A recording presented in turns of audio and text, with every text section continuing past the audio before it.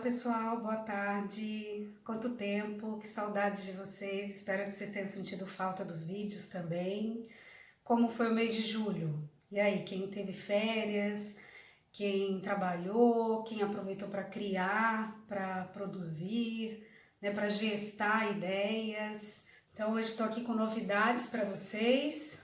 Bom, a primeira novidade é essa vinheta maravilhosa aí, né, para dar uma animada, para todo mundo ficar empolgado com o vídeo. Então, espero que vocês gostem, né? E hoje eu vou retomar um pouquinho, relembrar para vocês um pouquinho do vídeo de junho, né, que o tema foi os arquétipos no nosso cotidiano, que eu falei um pouco mais sobre a definição de arquétipo e como que isso pode ser visto no nosso cotidiano, como é que a gente utiliza isso, como trabalhar com isso no nosso cotidiano num aspecto que é ligado ao marketing, por exemplo, né, psicologia e marketing, tá? Então, dando início hoje, no mês de agosto, eu vou começar a falar para vocês um pouco sobre alguns arquétipos e como que isso se expressa também no nosso dia a dia, nos nossos sonhos, e vou trazer de vez em quando também, ao final do vídeo, alguma indicação de livro ou de filme que possa ilustrar esse conteúdo que eu vou tratar aqui com vocês, tá bom? Então, o vídeo de hoje, ele vai tratar sobre persona, ego, sombra, né? Então vamos ver o que é isso. Lembrando que persona e sombra são pares de arquétipos, ok? Então a gente tem persona, luz, sombra, escuridão, né? Mas como é que é isso? O que é o arquétipo da persona? O arquétipo da persona, ele se refere ao arquétipo da adaptação. Então, é um elemento que a gente traz no nosso psiquismo, no nosso inconsciente coletivo, que nos auxilia, nos impulsiona para a adaptação ao mundo, né? É tudo aquilo que eu posso e devo mostrar socialmente, tudo aquilo que implicitamente vai ser aceito socialmente, né, e vai ser acolhido socialmente. Por outro lado, em contrapartida, né, como interjogo dessa persona, a gente tem a sombra. O que é o arquétipo da sombra? O arquétipo da sombra foi muitas vezes definido por Jung como o próprio inconsciente. Então a gente pode entender muitas vezes a sombra como o centro desse inconsciente, ou a representatividade desse inconsciente, né? Isso significa o quê? O que essa sombra abriga? Abriga tudo aquilo que socialmente, em princípio, não será aceito, né? Abriga tudo aquilo que deveria ser escondido, ou que não deveria ser mostrado, aquilo que pode ser considerado proibido, pecaminoso, feio, ruim, ou para uma cultura, né? Ou para a humanidade como um todo. Então aí a gente pode enquadrar delitos, qualquer tipo de comportamento considerado imoral por um grupo, né, por uma cultura, tudo aquilo que vai desabonar o comportamento social, ou seja, aquilo que dificultaria a adaptação do indivíduo ao meio, né? Então é muito importante a gente perceber o quanto persona e sombra são polos de uma mesma dualidade, né? Então, persona é aquilo que eu uso, o que eu desenvolvo em mim, né? E aí eu posso pensar também em papéis que eu preciso desenvolver para atuar socialmente. E a sombra é aquilo que deve ficar escondido, aquilo que não pode ser mostrado, né? Bom, o que o ego tem a ver com isso, né? Na verdade, assim, a persona é o arquétipo que vai ajudar a veicular essa adaptação que o ego precisa fazer ao mundo, né? Então o ego ele vai me dando condições de agir no mundo. O ego ele é o centro da consciência, né? A gente considera o ego também como um complexo, eu vou falar disso num outro momento. O ego no centro da consciência, ele vai ser responsável por articular o que chega até mim do mundo externo e o que eu vou devolver para o mundo externo. Isso que eu devolvo para o mundo externo vai ser veiculado via persona, via papéis que a gente vai representar, tá? Então, por isso que o tema do vídeo é persona, ego, sombra. Normalmente a gente, né, fala da dualidade do interjogo persona-sombra, mas eu achei importante trazer o ego para mostrar que quem vai articular e veicular esses conteúdos que o ego permite que sejam veiculados, né, que vem do inconsciente ou que vem do mundo externo, é a persona. Então, ambos são arquétipos extremamente importantes, tanto a persona quanto a sombra, né? Por quê? Porque eu preciso ter noção de como me adaptar, mas eu também preciso integrar elementos que são sombrios. Eu preciso trazer para a consciência esses elementos para ver de que maneira eu vou veiculá-los ao mundo. Então, um exemplo, eu tenho um comportamento ou uma conduta que é desaprovada socialmente.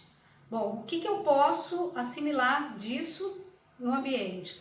O que eu posso atuar disso no ambiente? Então, como é que eu vou equacionar aquilo que eu mostro e aquilo que eu escondo? Eu não posso ser só o que a sociedade exige, só o que a sociedade decide e define, mas eu também não posso atuar de uma maneira descontrolada com as minhas emoções, com os meus impulsos, né? Então, assim, atuar impulsos de forma descontrolada vão gerar problemas de adaptação, né? Então, não é um interjogo fácil, porque a gente passa a nossa vida tentando equacionar isso. E o ego, quanto mais desenvolvido ele está, mais ele vai favorecer esse processo aí de conexão, né, para que eu não fique vivendo em função do outro, em função da sociedade, mas que eu também não viva só para aquilo que é desejo, para aquilo que é impulso natural, né? Por exemplo, a sexualidade, né? ou o sexo é um impulso natural, né? A gente tem o sexo como um instinto básico, mas eu não posso sair atuando sexualmente sem nenhum parâmetro. Por quê? Porque eu não vou me adaptar, eu não vou ficar bem em sociedade e eu vou sofrer enquanto pessoa. Por quê? Porque o ser humano é um ser social, tá? Então, o nosso grande desafio é conectar persona e sombra. Então, o ser humano ele não tem que eliminar o que é sombrio. Então isso é sombrio, é ruim? Não. Até porque muitas vezes o que fica na sombra, o que fica escondido na vida de uma pessoa, né, no desenvolvimento de uma pessoa, é o positivo. São características positivas. Criatividade, potencialidades nas mais diversas ordens. E o indivíduo não está reconhecendo isso na própria vivência, na própria existência dele, no próprio desenvolvimento. Então é importante que a gente tenha consciência do nosso ser como um todo. O que eu estou deixando de viver para mim? Então não é só aquilo que não é considerado bom e saudável socialmente, mas é também aquilo que o próprio indivíduo não reconhece nele, né? Então eu posso ter algo muito bom em mim, uma capacidade muito grande, coragem, força, criatividade, dinamismo, e eu não uso isso, eu fico buscando em outras pessoas, né? Então eu faço uma projeção dessa sombra em outras pessoas.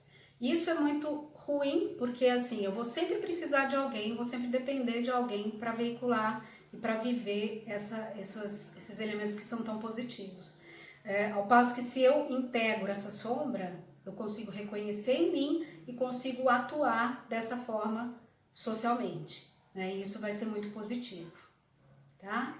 Então, em sonhos, como é que persona e sombra costumam aparecer, né? É muito difícil a gente falar de um sem falar de outro, é muito difícil a gente visualizar a persona sem a sombra, né? Então, por exemplo, acessórios, né, roupas, são elementos que muitas vezes simbolizam a persona. Por quê? Porque me ajudam a compor um papel que eu vou desempenhar socialmente. Por exemplo, a roupa que eu uso para gravar o vídeo não é a roupa que eu uso no dia a dia na minha casa, né? Não é a roupa que eu uso para dormir, né? Não é a roupa que eu vou usar talvez para num lazer. Então, eu sou a mesma pessoa, a minha essência é a mesma, mas eu desempenho papéis diferentes também usando esses acessórios, né? Um sonho recorrente na vida das pessoas que expressa bem esse interjogo persona e sombra é quando a gente sonha, por exemplo, que foi uma festa de pijamas, né?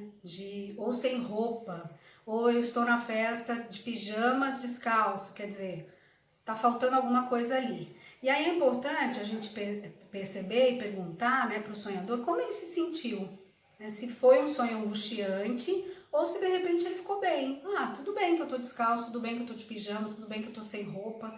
Isso mostra também como é que ele tá lidando com essa sombra. O quanto esse ego tá permitindo que a sombra possa vir à tona e dizer, olha, tudo bem, não é tão complicado assim, né? Você não estar o tempo todo adequado ao que a sociedade pede.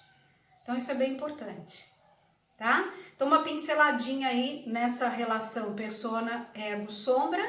E eu queria deixar uma sugestão de filme para vocês, que também é um livro, né? Ou melhor, foi um livro e depois se transformou em filme, que é O Retrato de Dorian Gray, né? Então quem puder assistir, acho que vai perceber bem esse interjogo do que eu escondo, do que eu mostro, o que é meu, que eu temo e que eu acho que pode ser ruim, mas às vezes não é, e aí eu quero afastar da minha consciência. Tá bom? Bom estar de volta com vocês. Beijo.